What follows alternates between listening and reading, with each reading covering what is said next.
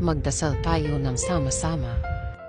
Amang makapangyarihan sa lahat, hinihingi ko ang iyong gabay at pagpapala sa pangalan ni Jesus. Pinuputol ko ang tanikala ng negatibong pamana na nagmula sa aking mga ninuno. Sa liwanag ng lunar eclipse, tinatanggap ko ang bagong simula, kalayaan at biyaya. Ang minanang sumpa ay wala ng kapangyarihan sa kasalukuyan at sa kinabukasan.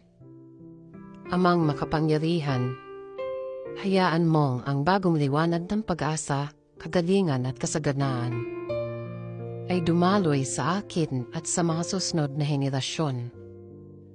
Pinuputol ko ang takot, limitasyon at negative energy ng 3D reality.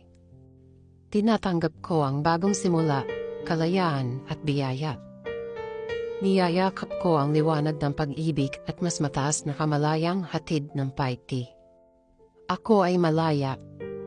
Ako ay isang dalisay na enerhiya ng pagbabago. Ang sumpa ay nagtatapos dito. Ako ay malaya.